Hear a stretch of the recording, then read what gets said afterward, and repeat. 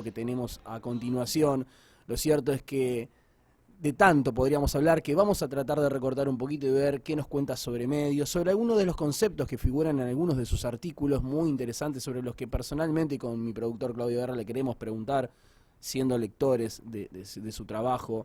Vamos a presentarlos para la audiencia en general. Estamos hablando de Fernando Buenabad Domínguez, mexicano de nacimiento, especialista en filosofía de la imagen, filosofía de la comunicación, crítica de la cultura estética y semiótica, director de cine egresado de New York University, licenciado en Ciencias de la Comunicación, máster en Filosofía Política y doctor en Filosofía, miembro del Consejo Consultivo de Telesur, miembro de la Asociación Mundial de Estudios Semióticos, miembro de la Red de Intelectuales y Artistas en Defensa de la Humanidad, miembro del Movimiento Internacional de Documentalistas, y particularmente a nosotros nos interesa por su trabajo académico en la Universidad Nacional de Lanús, que está aquí nomás, a poquitos metros, que tanto hemos visitado, hemos recorrido sus pasillos.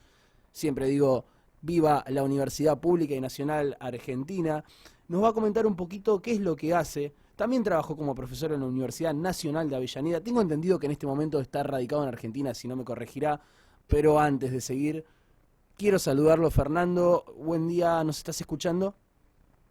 Los escucho muy bien, buenos días, gracias por la convocatoria y por la hospitalidad, ¿no?, de sus palabras.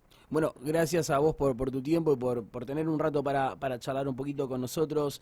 Fernando, para quizás presentarte ante una audiencia un poco más generalizada, bueno, quizás quienes hemos tenido contacto con algunos de tus trabajos te conocemos, pero ¿cuál es exactamente y en este momento tu trabajo en la Universidad Nacional de Lanús? Sabemos que hay una carrera de comunicación audiovisual y que, bueno, vos tenés una expertise para decir cosas dentro y hacer cosas dentro de esa carrera, ¿no? Sí, mi área de trabajo es un instituto de investigaciones, Sí, que es el Instituto de Cultura y Comunicación, el cual yo dirijo, sí, y dentro de ese instituto tenemos un centro de estudios para la información y la comunicación, específicamente, al que se le dio el nombre de Sean McBride, que es nada menos que el autor del informe sobre los problemas de la comunicación en el mundo, uno de los informes más importantes que se ha hecho y que se produjo en el año 1980. claro. Eh, entonces, la Universidad Nacional de Lanús, dentro de su Secretaría de Investigación, contiene estos institutos de investigaciones y uno de ellos es el que yo dirijo, repito, específicamente dedicado a cultura y comunicación. Claro. Los vínculos con la carrera y los estudiantes de comunicación, desde luego, es un vínculo permanente y estrecho, aunque no tengo directa injerencia yo en esa tarea. De Claro. todas maneras, permanentemente estamos fluyendo con preguntas, con todas las incógnitas que la comunicación nos está generando en esta época, ¿no?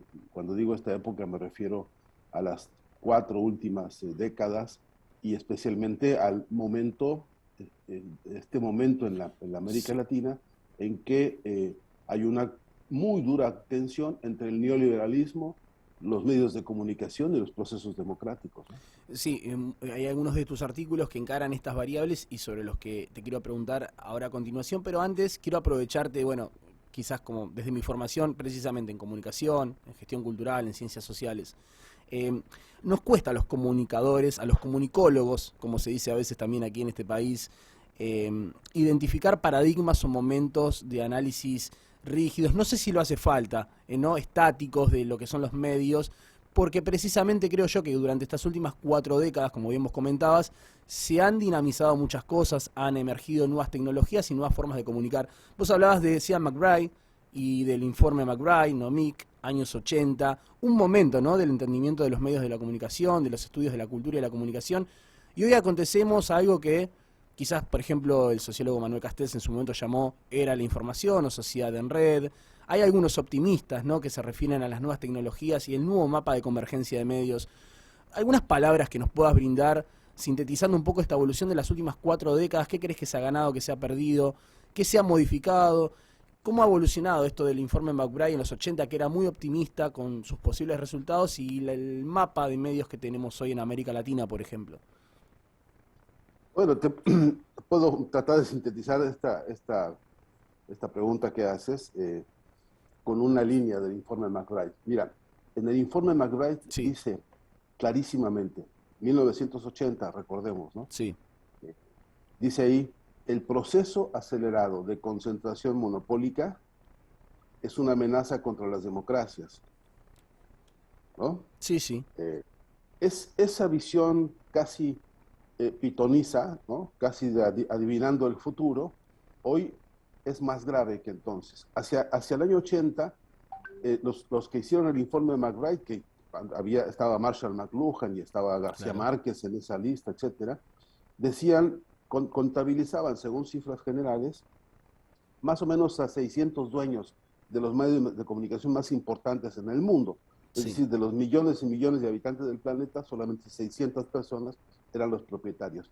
Hoy son 9 los grandes propietarios de los medios de comunicación. Es claro. decir, como preguntas tú, un paradigma para poder estudiar la problemática de comunicación, un paradigma hoy indispensable es analizar el proceso de concentración monopólica. Claro. Es decir, se han constituido hoy en 9 los principales dueños de las grandes cadenas internacionales de comunicación que están imponiendo criterios, estilos, estéticas, lo que llamamos genéricamente el sentido común, ¿no? Claro. Entonces, este es un paradigma fuerte para estudiar porque Argentina es, en todo caso, un caso muy transparente al respecto, ¿no? Sí. El grupo Clarín, en los años recientes, ha desarrollado un proceso acelerado de concentración monopólica. Televisa en México Claro. lo hizo, y el Mercurio de Chile lo hizo, y el Comercio de Perú lo hizo. En fin, en la región, o Globo en Brasil, por ejemplo, Claro. es una monstruosidad. Si nosotros hiciéramos el mapa de la aceleración de la concentración de los medios de comunicación, lo que veríamos hoy es una especie de latifundios mediáticos distribuidos en muy pocas manos al servicio de intereses muy poco sociales y muy poco populares, ¿sí? Hemos tenido, perdón, Fernando, hemos tenido aquí en Argentina, por ejemplo, la Ley de Servicios de Comunicación Audiovisual 26.522, que no pudo prosperar precisamente por una, diría yo, convergencia de poderes que no la dejaron prosperar y que un poco ponía en eje esto. Una vez que esta ley no prospera, no se volvió a discutir aquí en este país, por ejemplo.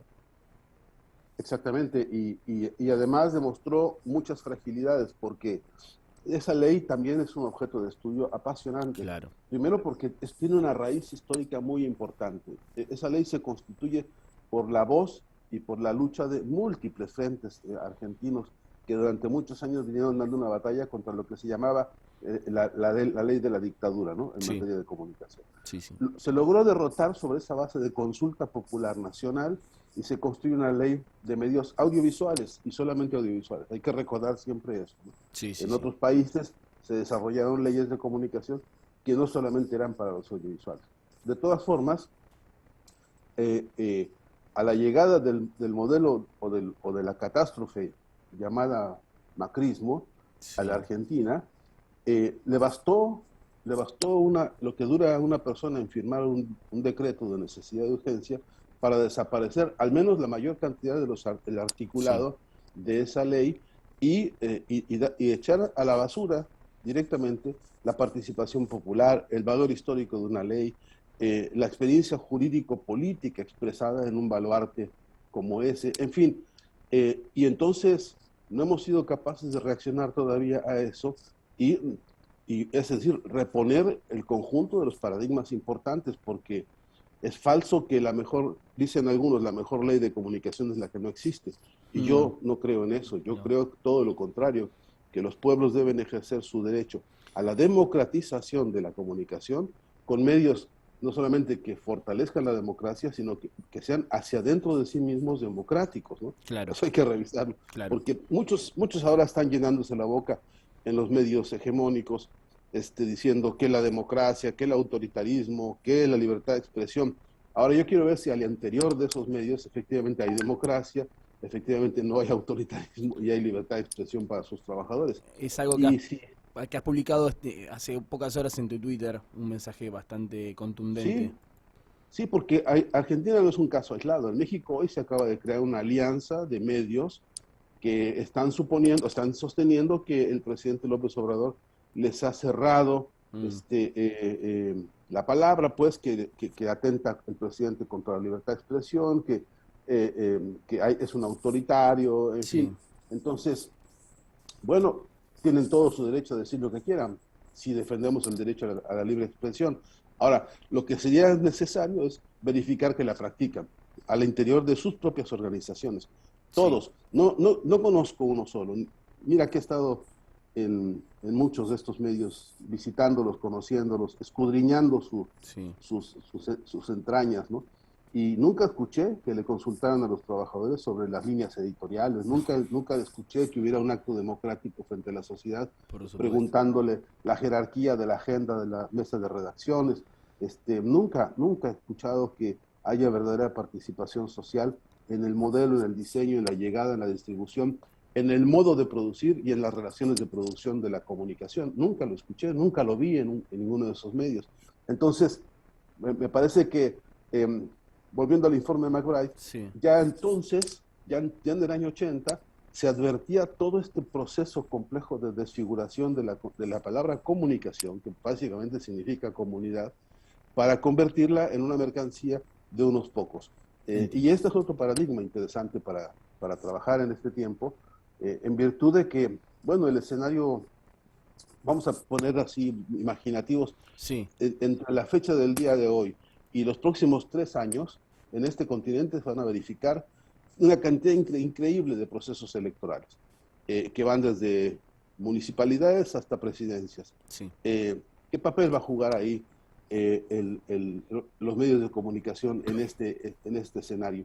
Y la verdad es que hoy lo que están haciendo es crear un sistema de reacomodo interno de medios, de la mano de la Sociedad Interamericana de Prensa, Sí, de la mano por supuesto, los dueños del Big Data, ¿no? Como se claro. llama el secuestro de la información personal, de la mano de los todavía vigentes, aunque muy a pesar de todo el mundo, del Pegasus, que es este modelo de espionaje de información contra periodistas y contra todo el mundo. Sí. En fin, de ese caldo de cultivo hay que sacar un mapa que nos permita saber dónde está, qué está pasando y qué son capaces de hacer.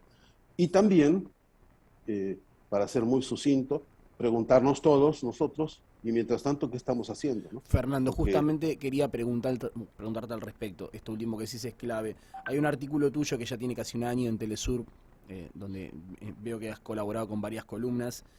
Y pensaba en esto que decías hace un rato, ¿no? Esta acepción de comunicación como comunidad, esta forma de entenderlo. Eh, Vos creo que identificás algunas resistencias ante todo este escenario, pero que creo que las identificás de manera aislada. De hecho, publicás un artículo donde identificás un inmenso archipiélago inconexo. ¿Podrías hablar un sí, poco de algunas resistencias en prácticas de comunicación que crees vos que quizás deberían tender algunos puentes para generar otras comunidades comunicativas? sí, lo del archipiélago es una especie de metáfora que encontré para poder explicar que en este continente somos millones de personas que tenemos vocación de comunicación Sí, emancipadora. Algunas personas con su cuenta de Twitter, algunas con un correo electrónico, otros más con una página web, algunos incluso abriendo canales en YouTube o en Facebook o Instagram o donde puede la gente. sí, claro. Uno va viendo cómo hay tantas y tantas voces que acuden a distintos reclamos y perspectivas, desde movimientos de género hasta movimientos de científicos, académicos, estudiantes que no están contentos con este mundo que se está viendo derrumbarse y están proponiendo salir hacia adelante de esto, ¿no?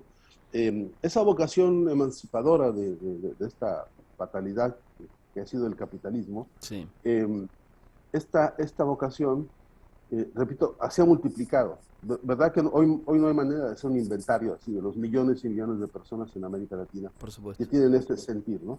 Ahora Sí, es un archipiélago inmenso, pero inconexo, porque resulta que no somos capaces de conectarnos unos con otros y ayudarnos, no hemos sido capaces de crear una corriente de medios alternativos, comunitarios, emancipadores, emancipados a su vez hacia su interior, sí, para que entonces se vuelva un clamor, un mundial. Es decir, un debate como el que se está presentando hoy entre Argentina y Chile por una plataforma territorial sí, marítima, hoy tendría que ser un escándalo continental, porque esto es una jugada planeada seguramente desde la Casa Blanca para algún estropicio de los que acostumbran ellos, ¿no? No quiero desviarme en eso.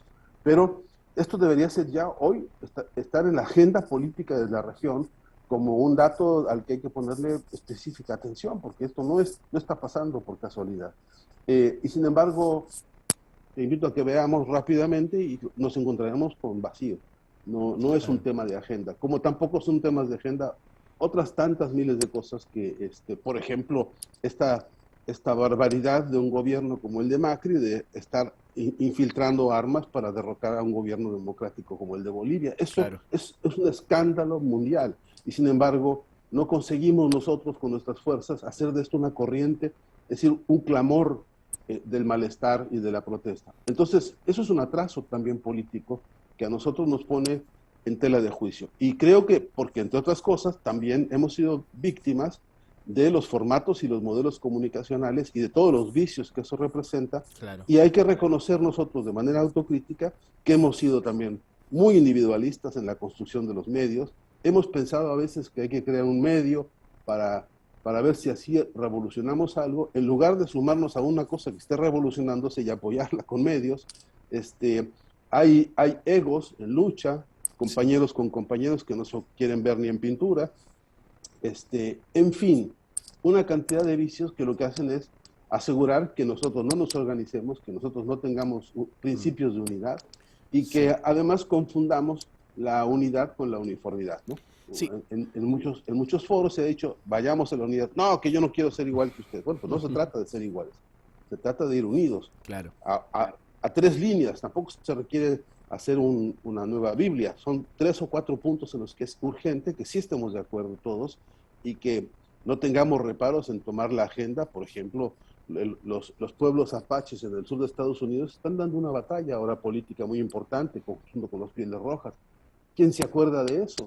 ¿No? Los compañeros de las radios comunitarias allá en Belice están dando una batalla interesante y no es agenda de nuestras agendas políticas de comunicación, ¿no? Fernando, si me permitís una breve apreciación, yo creo que también fue, sobre todo en algunos círculos más bien académicos, donde se estaba charlando mucho sobre la ley de medios, creo que fue lo que se identificó como una de las quizás vulnerabilidades de esta ley que no prosperó, la que comentábamos antes de servicios de comunicación audiovisual. No se había generado la correlación de fuerzas entre medios comunitarios, que era un poco lo que la ley venía a enaltecer, pero en un contexto político muy difícil, de medios concentrados por un lado y un gobierno que daba esa un poco batalla mediática con medios oficialistas por otro lado, como que habían quedado olvidados en ese contexto algunos medios comunitarios.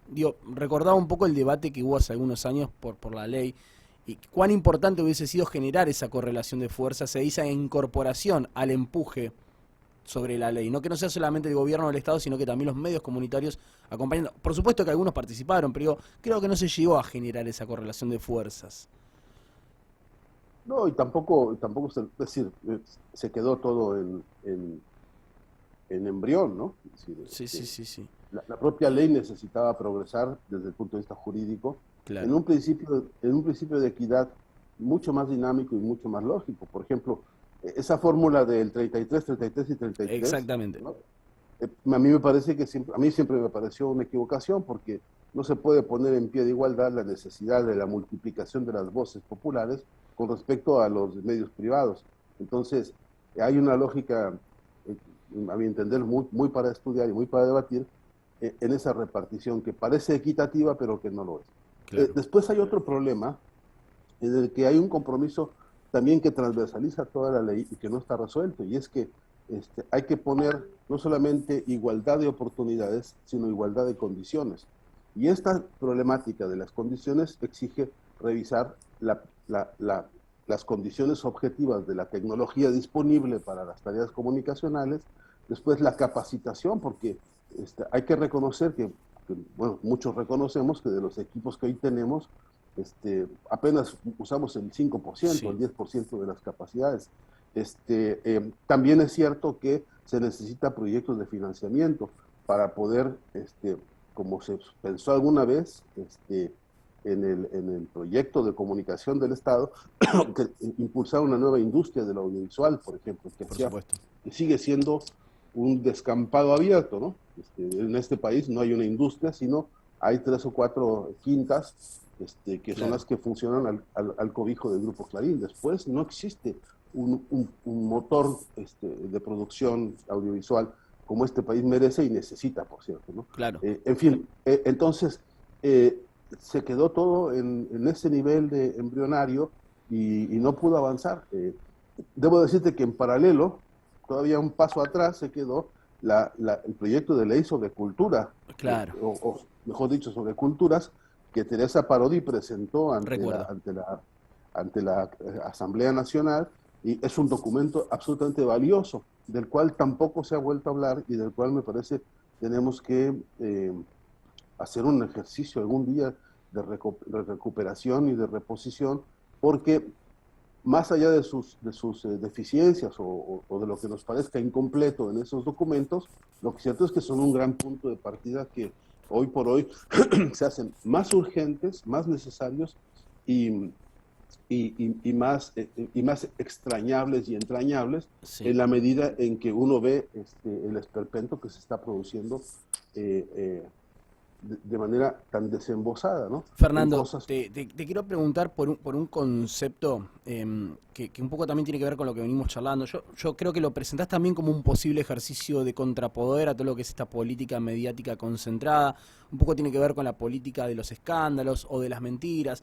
Un poco, pienso yo, tendría que ver con este fenómeno del lawfare, o lawfare, que está aquí tan como presente en América Latina.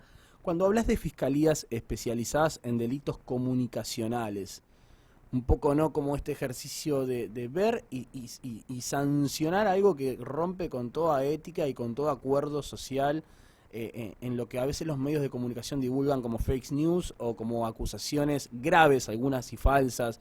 Tío, ¿podrás introducir un poco también este concepto?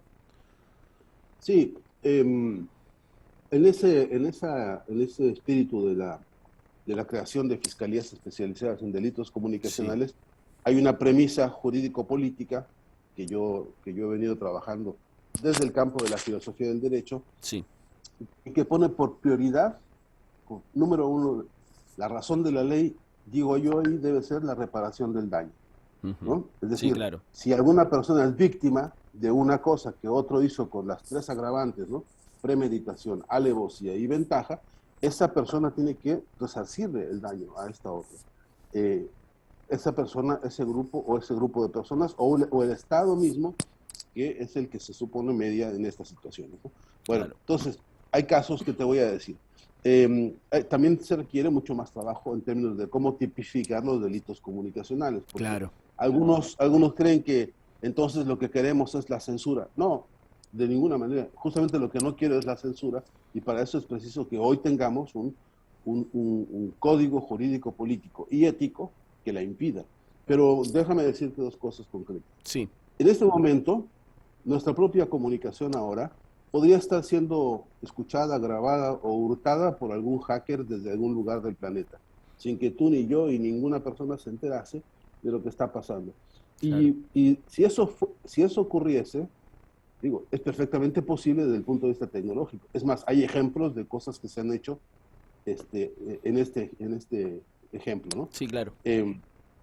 Si eso ocurriera y alguien usara lo que yo digo, lo que tú dices o lo que ocurre en esta comunicación para algún fin que no estuviera en acuerdo con nosotros, es decir, que no se nos pidiese permiso para usar esta información, claro, se estaría incurriendo en eso, en un delito comunicacional. Lo mismo ocurre con la información de tu tarjeta de crédito, lo mismo ocurre con tu información en tu cuenta de Facebook. Cuando tú le dices a la tarjeta, al Facebook, me gusta esto, no me gusta aquello, pongo esta foto, pongo este concepto, estás proveyendo una información que alguien captura, que alguien selecciona, que alguien organiza y que alguien usa está denunciado internacionalmente. Sí, sí. Sin permiso de los autores, sin permiso de los protagonistas, se incurre en un delito añejamente tipificado, que se hace premeditadamente, con alevosía y con la ventaja tecnológica, de modo que constituye delito con agravantes. De esto nadie se ocupa. Es decir, no tenemos jueces hoy especializados en comunicación. No es cierto. Los abogados en general les hablas de comunicación y piensan que le estás hablando de Tinelli. Y lo cierto es que no hay todavía no nacen las carreras, por ejemplo, híbridas de abogados especialistas en comunicación o comunicadores o comunicólogos con orientación jurídico-política, ¿no? Es cierto. Ahí hay un puente que está vacío, es un abismo donde hay un vacío que tiene que ser llenado por la presencia del Estado. Y una iniciativa que me parece a mí correcta sería crear estas instancias, una fiscalía en todo caso es la representación de la justicia en manos de un actor que es justamente una autoridad que revisa el orden del problema, el orden del delito, el calibre del daño y su reparación.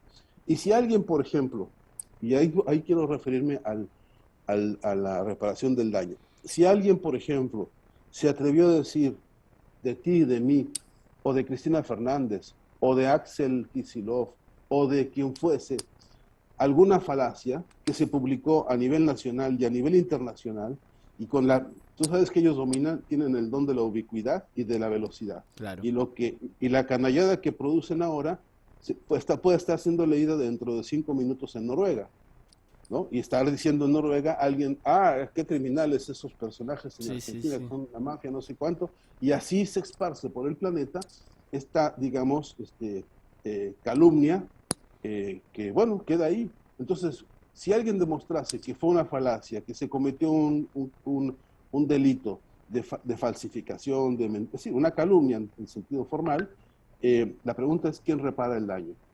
Y la pregunta más dura ¿es reparable semejante daño? Porque ahora anda a publicar, anda a conseguir en la cabeza de aquel que leyó y que se configuró una imagen de tu persona como un criminal, claro. Anda a cambiar eso y cómo se hace. Entonces, hay daños comunicacionales que no tienen reparación. Y la gran pregunta es, ¿y entonces dónde está la justicia ante estos casos? No quiero, ahora, podríamos detallar un paradigma durísimo que se llama Cristina Fernández de Kirchner, que es un ejemplo de una persona que ha sido calumniada, ofendida, insultada a más no poder en páginas de revistas, en páginas de periódicos, en 8 columnas de noticiarios televisivos, radiofónicos, etcétera, y por las redes sociales incesantemente, y hasta ahora yo no he visto una sola decisión de nadie de ningún lado para generar una reparación del daño por incluso causas que se ha demostrado de las cuales no tuvo ninguna responsabilidad. Sí, eso es lo más contundente, es verdad. Es un ejemplo, digamos así, acrisolado sobre una práctica, pero podríamos decirlo de países enteros, ¿no? Cuba, por ejemplo, es un país que desde el triunfo de la revolución y hasta estas horas en que estamos conversando, no ha cesado el ataque permanente, ni un solo minuto, ¿eh?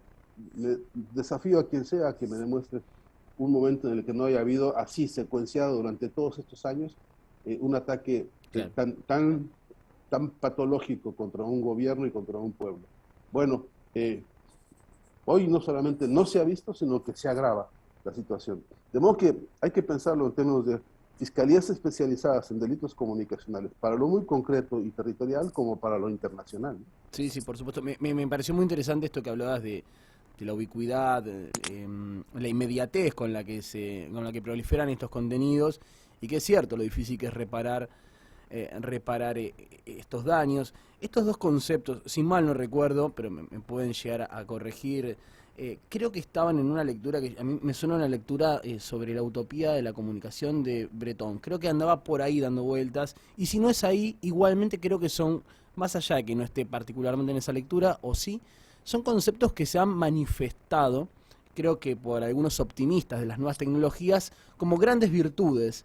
Y vos le estás viendo otra arista, otra cara, como grandes peligros cuando el contenido es agravante, cuando la información es falsa, ¿cierto? Sí, es cierto. Y en general, como dos vectores, es decir, son vectores tomados básicamente de la historia de las guerras, ¿no? El arte de la guerra dice muy bien, muy claramente, tendrás un gran poder de ataque en la medida en que te muevas rápido en todos lados, ¿no? Claro. Entonces, este don de la ubicuidad y de la velocidad, ubicarte rápidamente en donde sea necesario, a gran velocidad, toma por sorpresa al contrincante y te da ventajas. Por eso es el espionaje, ¿no? Por eso que llama la inteligencia, es ¿Cómo le hago para saber dónde hay, por ejemplo, a dónde hay terreno para que yo me ubique para tener control sobre un territorio? Bueno, claro. y eso lo investigan, hacen mapas, hacen escenarios diversos y así operan en general los ejércitos, ¿no? Sí, La razón de la comunicación en situación bélica es justamente esa, ¿no? Entonces, o es una de ellas. Entonces, pero como ha pasado, muchas de las lógicas del belicismo, lo que yo llamo la industria bélica mundial, la lógica de esa industria se ha trasladado a la lógica de las agencias de publicidad, sí, que son un poco un brazo, ellos hablan de target, por ejemplo, ¿no? Como hablan en las guerras, un sí, sí, objetivo sí, al cual hay que dispararle, los publicistas usan ese mismo concepto claro. para los posibles clientes de una mercancía, ¿no? Sí, sí, Este, me, este me- traslado, sí, sí, perdón, Fernando, perdón, decime. este traslado de lógicas nos lleva pues a esta reflexión sobre qué bueno que los medios, que la tecnología ha logrado velocidad y ubicuidad. Y yo no tengo una objeción por el desarrollo tecnológico. La pregunta no es por la tecnología, sino al servicio de qué está esa tecnología, Exacto, ¿no? exacto. Y ahí está, volvemos a la discusión de origen, ¿no? Sí, sí, sí, muy claro. Me corrijo, Paul Virilio, El arte del motor. En esa obra había encontrado yo estos Sí, conceptos de inmediatez, ubicuidad y un poquito, bueno, veía ya anticipada desde otro enfoque esta transformación que vos muy bien nos comentas.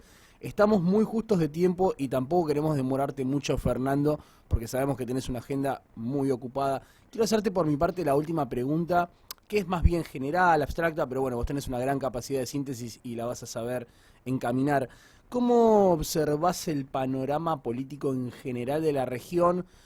Bueno, vos tenés una apreciación, entiendo que favorable u optimista de lo que es López Obrador en México.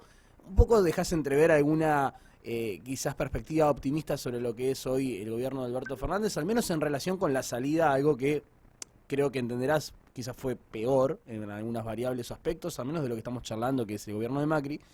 Y también te quiero preguntar sobre todo por el cambio de eje en la Casa Blanca, ¿no? Esta salida de Trump, esta llegada de los demócratas de la mano de Biden, pero bueno, demócratas con características muy particulares, un poquito de la figura de Bolsonaro en Brasil. Hay un artículo tuyo que habla sobre los fanatismos, ¿no? Donde identificas un poco la figura de Bolsonaro, de Trump. Bueno, perdón, sé que te hice una pregunta muy amplia y abstracta, pero algunas palabras tuyas sobre esta realidad regional hoy, de dónde venimos y en dónde nos encontramos en este momento.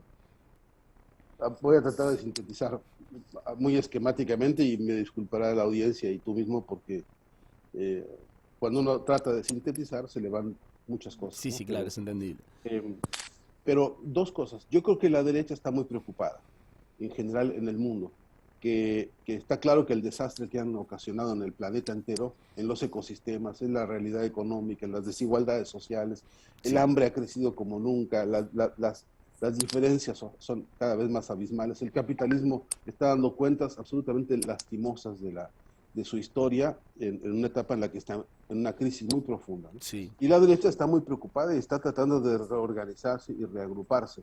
Esto se expresa pues en estas figuras como Trump en fin, y como toda la derecha que está tratando de recuperar espacios y si quieres un día hablamos de la capital federal de Argentina, ¿no? sí, sí, sí, Donde personajes de corte nazifascista están cobrando una relevancia, aliados con el macrismo, por cierto, que es de observar con urgencia. Pero en todo sí, caso, ¿por qué razón se están reorganizando ellos? Pues principalmente porque hay un mundo donde hay un malestar generalizado en el planeta y se están dando expresiones de protestas y de reorganización social desde la base, que a estos es lo que realmente les preocupa. Yo quiero decirte que soy absolutamente optimista de que los pueblos están encontrando formas de reencauzarse, de echar para atrás el avance de las derechas como se va pudiendo en condiciones muy asimétricas y muy desiguales, pero si tú sacaras hoy un retrato profundo de cómo está el malestar social en América Latina, recorriendo desde México hasta la Patagonia, sí, lo que tú verías claramente es que hay organizaciones que nunca antes se habían expresado, que hoy están organizándose. Verías tú muy claramente en Perú hoy un levantamiento que nunca se vio. Verías tú en Cierto. Bolivia una capacidad de respuesta, de reorganización y recuperación que ha sorprendido a medio mundo, porque en muy poco tiempo echaron para atrás un golpe de Estado tan tremendo como el que se le dio a Evo Morales, ¿no? Sí, Ahí hay una base organizada muy fuerte, pero lo mismo hay que decir de Argentina, ¿no? No está fácil lo que se hizo aquí para echar para atrás al macrismo. Seríamos muy torpes si nosotros nos pusiéramos de ultras a despreciar lo que aquí se ha logrado. Con todo lo que uno debe y necesita cuestionar, debe partir de la base de que aquí verdad que hay que decir qué salvadas se dieron de no haber permitido que siguieran estos, porque 4 años no me más, lo sí. puedo imaginar. Pero lo mismo hay que decir en Brasil, ¿no? Es decir, porque ahí hay un resurgimiento extraordinario de un gran líder que seguramente va a ser vencedor en las próximas elecciones o va a influir en una transformación política importante en Brasil, y eso no es poca cosa. Y en fin, podríamos recorrer, te repito, Ecuador, y podríamos recorrer Centroamérica, la Centroamérica nuestra, tan desunida, tan dolorida. Tiene Sí. en Honduras baluartes extraordinarios como Xiomara Zelaya, que es hoy por hoy una líder importantísima, y tenemos en Nicaragua una tensión importantísima y un gran debate, pero con un pueblo movilizado en torno a la figura de Sandino, que ha sido inquebrantable. Y Sí. tenemos a Cuba en pie, y tenemos a Venezuela en pie, y tenemos a México con todo lo que significa López Obrador, y con la cuarta transformación del país, que ha parado en seco la corrupción más infernal que uno puede imaginarse. En fin, si hacemos ese retrato, y ojalá lo pudiéramos hacer algún día con mucho mayor detalle para Sí, dar sí, por supuesto. nombres y apellidos de los líderes y de los movimientos que están ahí, que son de carne y hueso y que todos los días están trabajando, lo que tendríamos es una clave muy nítida, muy visible, muy alentadora de qué fuerzas están moviéndose hoy, a las que les falta dar el paso de la unidad continental, y por qué razón están tan preocupados los de la derecha, ¿no? Porque Sí, sí. justamente eso es lo que más les angustia.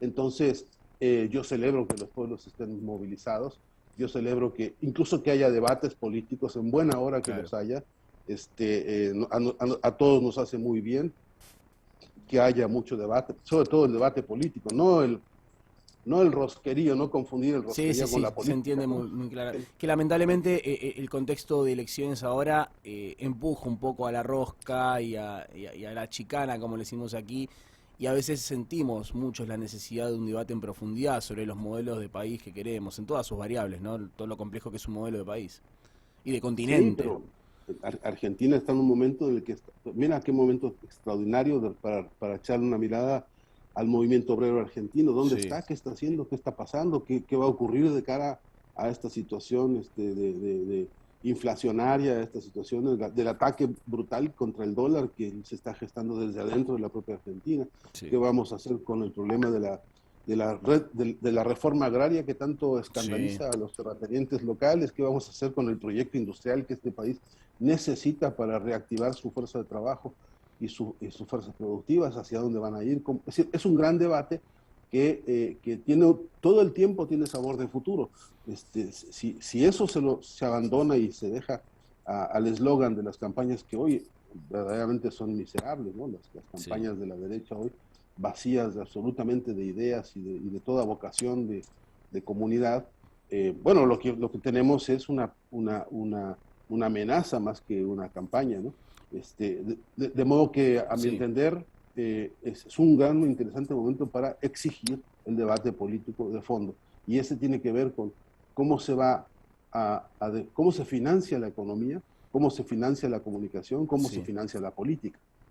Es urgente que sepamos peso sobre peso cómo se está manejando eso. Fernando, Y sí, sí, perdón, te termina, termina. aseguro, como corolario, te aseguro que más de uno, especialmente de estos muchachos de la derecha, que se cambia de cambiarse, el cambiemos todo el tiempo, no podrían abrir las libretas o los libros contables de dónde sacan y cómo se manejan Claro. esos financiamientos. Fernando, muy claro, y la verdad es que creo que ha alcanzado la conversación un punto muy interesante, que es una convocatoria a la reflexión crítica y también a la acción política. Así que me parece, y además porque ya llegaron los compañeros del programa que arranca a las 12, me parece que es un buen momento para agradecerte por tu tiempo Ojalá podamos volver a tener una conversación de esta índole, porque para mí es súper enriquecedor, para parte de nuestra audiencia también lo es, va a estar después circulando en redes, y así como circulan agravios, fake news y otras cosas, qué bueno que circulen charlas como estas que nos has regalado y por la cual te queremos agradecer.